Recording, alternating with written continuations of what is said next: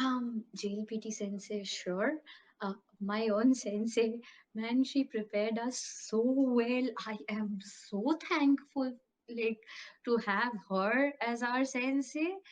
I mean, she prepared us for every little thing that could have, like, been there on the paper.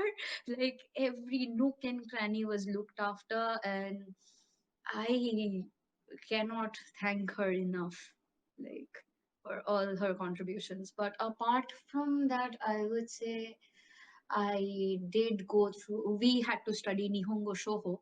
So we studied Shoho a lot, and then practicing kanji. So something I did was I have a whole different copy where I note down kanji and the meaning, the hiragana of the kanji, romaji of the kanji, so that I can keep it categorized and I can go through it once when in need.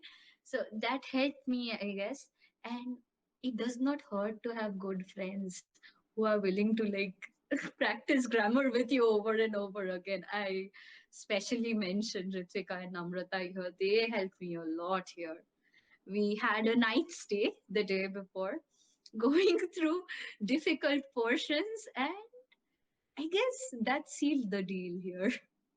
Yeah, about that, as Ankana-san has already mentioned, like for all three of us, we have used Nihongo Shoho.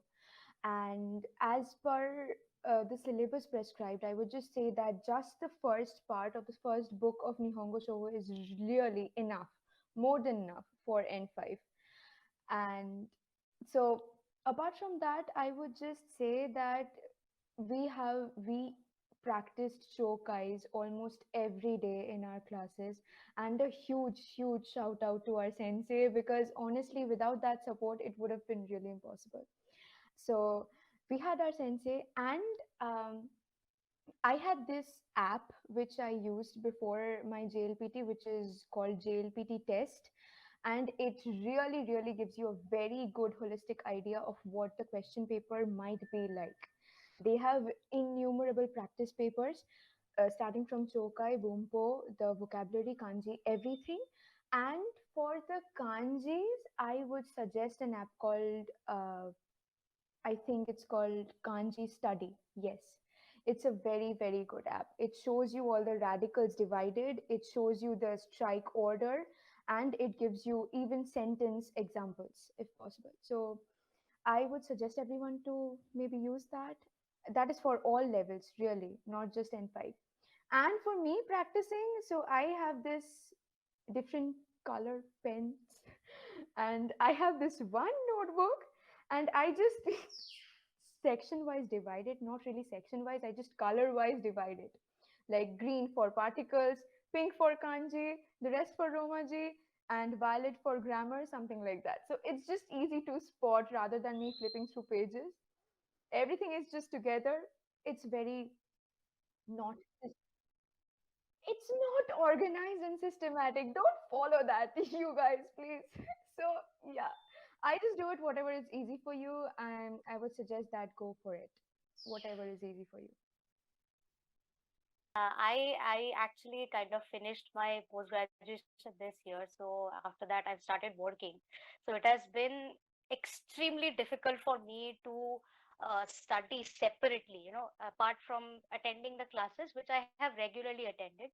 And here I would like to mention Sensei again, because honestly, it is her practice, rigorous practice with us every day, constantly, even with our syllabus as well, that I was able to catch up with the syllabus and still be in practice with just attending my classes, right? So, apart from that, for my personal studies, I guess I can suggest what I did personally, which helped me a lot, was writing down everything. Anything as many times as you can, especially for kanjis, as many times you can write it down with the stroke order in mind. It definitely will stay inside your head and it will not go away. And if you could, there are two things I'd say about kanjis. One thing is, for the complicated, the bigger kanjis, you can go for, you can well, you have to remember at some point, something at some point. So the dividing it into radicals actually helped me quite a lot in remembering kanjis, and also like describing each kanji, like giving it a certain description of the form that it is, actually helped me remember it, because I actually love uh, I think kanji is the part that I love about Japanese studies the most. So because that's the most interesting thing. So I kind of focused on that mostly. And as for grammar and vocabulary, all of these, um, like they all both of them said, like writing it down, jotting down them as notes. Like whenever you come across a new word, you have to, if you could write it down somewhere with the meaning and the pronunciation written in hiragana, at least hiragana, not if not kanji, then at least hiragana. Those kind of smaller things actually helped me, because I had my phone always with me. So whenever like I was during my breaks, when I would watch an anime, or maybe just go through any of the videos maybe that I've seen, if I found a new word, I would just note it down, and then when I found the meaning of it, I'll come back and I'll write it down in my copy. So that's how I actually kind of piled up on my vocabulary. And the grammar part is just practice. You just need to practice. Another thing that helped me quite a lot was, there was this webinar that I attended, which was conducted by NKKS, and it was on the online study of Japanese through applications and websites.